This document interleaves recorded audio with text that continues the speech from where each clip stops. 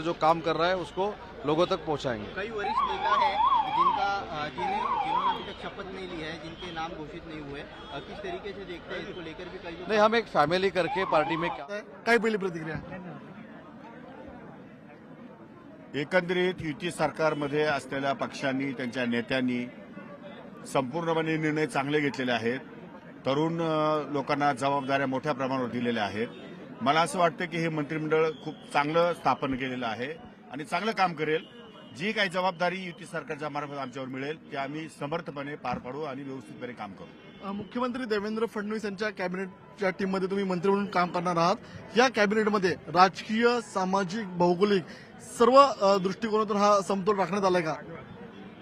हा ऑफकोर्स राखण्यात आला आहे। म्हणजे बीजेपीने राखला आहे, शिवसेनेने राखला आहे आणि राष्ट्रवादीने राखला आहे। तिघांनी एकत्रित म्हणून हा निर्णय घेतलेला आहे। येणाऱ्या 5 वर्षात कामाचा रोडमॅप काय असेल?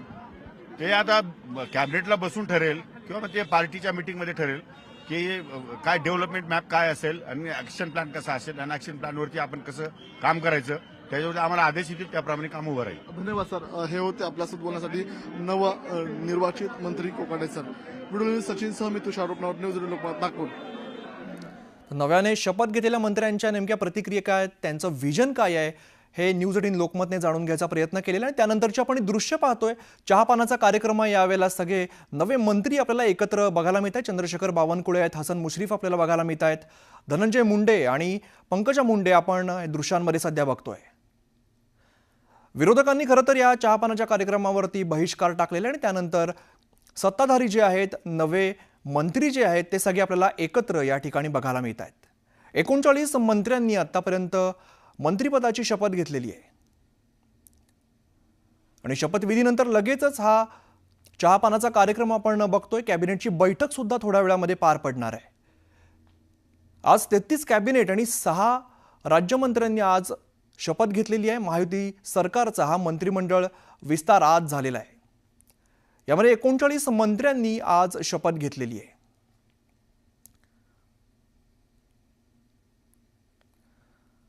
तर आपण दृश्यांमध्ये बघतोय, दादा भुसे आपल्याला दिसतायत, पंकजा मुंडे दिसतायत। नव्याने शपथ घेतलेले हे जे मंत्री आहेत आपल्याला एकमेकांशी संवाद साधताना आपल्याला सध्या बघायला मिळतात। चहापानाचा कार्यक्रम आणि त्यानंतर कॅबिनेटची बैठक सुद्धा पार पडणार आहे। या कॅबिनेटच्या बैठकीमध्ये काय चर्चा होते हे पाहणं सुद्धा तितकंच महत्त्वाचं असणार। आपण दृश्यांमध्ये बघतोय, देवेंद्र फडणवीस आणि एकनाथ शिंदे हे सुद्धा आता दाखल झालेले आहेत। या कार्यक्रमाचं निमंत्रण खरं तर विरोधकांना सुद्धा होतं, पण प्रणाली कापसे आमच्या प्रतिनिधी अधिकची माहिती देतात। प्रणाली, आता चहापानाचा कार्यक्रम सुरू झालेला आहे, सध्याची काय माहिती आहे? चहापाण्याचा कार्यक्रम सुरू झालेला आहे आणि दुपारी सांगितल्याप्रमाणे विरोधकांनी चहापाण्यावर बहिष्कार घातलेला आहे। या ठिकाणी आपण पाहतो आहोत की सगळे नवनिर्वाचित मंत्री ज्यांनी आत्ताच थोड्या वेळापूर्वी मंत्रिपदाची शपथ घेतली ते सगळेजण या ठिकाणी उपस्थित आहे। पंकजाताई मुंडे, धनंजय मुंडे, गिरीश महाजन, अतुल सावे, चंद्रकांत पाटील, चंद्रशेखर बावनकुळे, मुख्यमंत्री देवेंद्र फडणवीस असे सगळेच जण या ठिकाणी उपस्थित झालेले आहेत। दादा भुसे आपल्याला बघायला मिळत आहेत, त्याचबरोबर इतर जे हसन मुश्रीफ, जयकुमार गोरे असे सगळेच, अजितदादा पवार या ठिकाणी आपल्याला दिसत आहेत, एकनाथ शिंदे या ठिकाणी आपल्याला दिसत आहेत। मुख्यमंत्री आणि दोन्ही उपमुख्यमंत्री सुद्धा चहापाण्याच्या कार्यक्रमाला पोहोचलेले आहे। प्रथाप्रमाणे अधिवेशनाच्या पूर्वसंध्येला चहापाण्याचा कार्यक्रम आयोजित करण्यात येतो, त्यावेळेला विरोधकांना निमंत्रण दिलं जातं, परंतु विरोधकांनी कायदा सुव्यवस्थेचा प्रश्न, शेतकरी आत्महत्या आणि त्याचबरोबर एकूणच जी कायदा सुव्यवस्थेचा प्रश्न निर्माण झाला आहे त्याबद्दल आणि बीडमध्ये सध्या जी काही परिस्थिती निर्माण झाली आहे त्याबद्दल नाराजी व्यक्त करत हे सरकार खुनी आहे असं म्हणत या चहापाण्यावर बहिष्कार घातलेला आहे। आणि त्यामुळे आता पाहतोय आपण की केवळ सत्ताधारी पक्षातले जे तीनही महायुतीतले जे तीनही पक्ष आहेत त्या तीनही पक्षांचे नवनिर्वाचित आमदार आणि त्याचबरोबर मंत्री हे या ठिकाणी उपस्थित झालेले आपल्याला बघायला मिळतात आणि आता चहापाणी जे आहे ते घेतलं जात आहे। सगळेच मी जसं म्हणाले की मान्यवर या ठिकाणी उपस्थित झालेले आहेत आणि सगळे या ठिकाणी चहा घेत असल्याचं आपल्याला बघायला मिळतं या ठिकाणी। प्रणाली, शपथविधी सोहळा पार पडला, चहापानाचा कार्यक्रम सध्या सुरू आहे, आपण बघतोय दृश्यांमध्ये।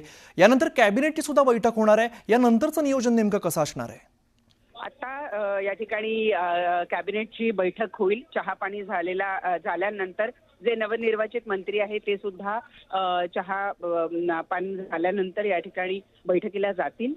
कॅबिनेटची बैठक होईल आणि त्यानंतर एक महायुतीची संयुक्त पत्रकार परिषद होईल.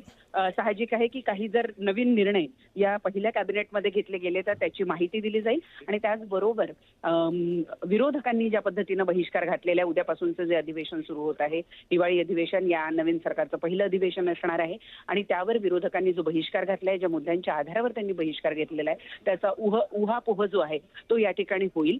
आपण पाहतोय की आता हे चहापाणी जे आहे प्रथेप्रमाणे चहापाणी आता संपेल आणि त्यानंतर कॅबिनेटची बैठक जी आहे ती या ठिकाणी सुरू होताना आपल्याला बघायला मिळेल.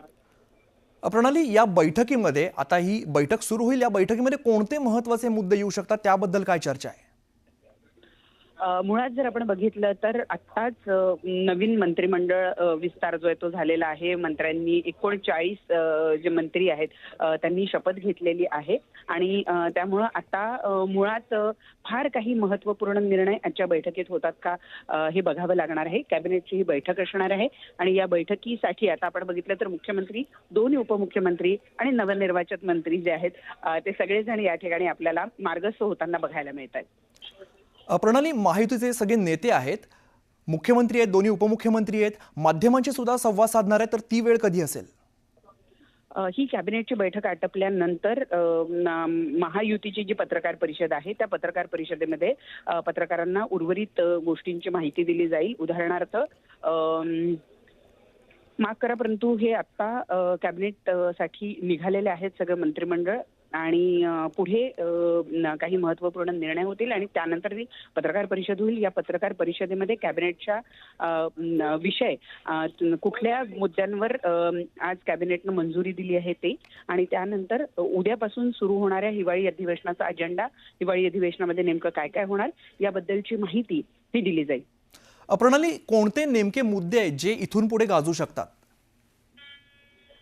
आज विरोधकांचा एकूण जर आपण आविर्भाव बघितला तर चहा पाण्यावर बहिष्कार टाकत असताना त्यांनी स्पष्ट केलेलं आहे की बीड, परभणीमध्ये ज्या पद्धतीनं कायदा सुव्यवस्थेचा प्रश्न निर्माण झालेला आहे, राज्यामध्ये शेतकऱ्यांच्या आत्महत्या वाढलेल्या आहेत, या सगळ्या पाहता येत्या काळामध्ये आम्ही उद्याच पहिल्याच दिवशी, अधिवेशनाच्या पहिल्याच दिवशी विरोधक जे आहे ते परभणीमध्ये जी सरपंचाची हत्या झाली ती आणि त्याचबरोबर तुरुंगामध्ये जो एका तरुणाचा मृत्यू झालेला आहे तो, या दोन मुद्द्यांवर उद्या विरोधक आंदोलन करणार आहे आणि कदाचित उद्याच दुपारी विरोधकांचे एक शिष्टमंडळ हे परभणीला सुद्धा रवाना होणार आहे.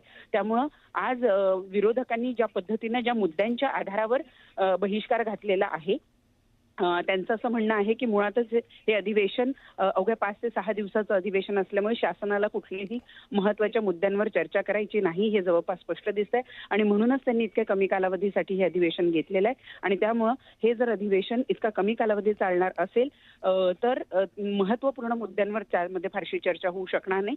अशा वेळेला राज्यात जो कायदा सुव्यवस्थेचा प्रश्न निर्माण झालेला आहे तो जनतेपर्यंत पोहोचवण्यासाठी आम्ही उद्या परभणीला जाणार अशी माहिती राष्ट्रवादीच्या एका वरिष्ठ नेत्यांनी आपल्याला दिलेली आहे. प्रणाली, आता कॅबिनेटची जी बैठक सुरू होणार आहे तर प्रोटोकॉलनुसार हा कार्यक्रम नेमका कसा असेल आणि किती वेळी बैठक चालेल? या बैठकीमध्ये किती मुद्दे चर्चिले जातात, काही जर पूर्व कार्यक्रम असतील म्हणजे काही जर पूर्वीचे काही निर्णय ज्यावर केवळ स्वाक्षऱ्या शिल्लक राहिलेल्या असतील असे जर काही मुद्दे कॅबिनेट समोर आले तर ते कदाचित या ठिकाणी मांडले जातील. परंतु प्रोटोकॉलनुसार किंवा नवीन मंत्रिमंडळ आपण गेल्या वेळेलाही बघितलं होतं की मुख्यमंत्री आणि दोन्ही उपमुख्यमंत्री यांनी शपथविधी घेतल्यानंतर ताबडतोब कॅबिनेट जी आहे ती बैठक आयोजित केली होती. त्यानुसार आता मंत्रिमंडळ विस्तार झालेला आहे त्यामुळे ही कॅबिनेट बैठक जी आहे ती आयोजित करण्यात आलेली आहे. मी जसं म्हणाले काही महत्त्वपूर्ण मुद्दे जर असतील तर ते या ठिकाणी मांडले जातील. त्या व्यतिरिक्त अधिवेशनाचा हा जो 5 ते 6 दिवसाचा कालावधी आहे या कालावधीमध्ये कुठल्या मुद्द्यांवर चर्चा करायची त्याचा सुद्धा आढावा, एक छोटासा आढावा या ठिकाणी घेतला जाऊ शकतो. निश्चित. तर सध्या आपण दृश्यांमध्ये पाहतोय कॅबिनेटची बैठक सुरू होते, सगळे मंत्री जे आहेत ते आपल्याला बैठक व्यवस्था जिकडे केलेली आहे त्या ठिकाणी आपल्याला जाताना बघायला मिळत आहेत. आपल्याला मुख्यमंत्री, दोन्ही उपमुख्यमंत्री या ठिकाणी दृश्यांमध्ये बघायला मिळत आहेत. नव्याने शपथ घेतलेले सगळे मंत्री सुद्धा आता या कॅबिनेटच्या बैठकीला जात आहेत. या बैठकीमध्ये नेमकी काय चर्चा होते हे पाहणं सुद्धा महत्त्वाचं असेल. यानंतर एक छोटासा ब्रेक घेतो आणि लगेचच परत येतोय. पाहत राहा न्यूज 18 लोकमत.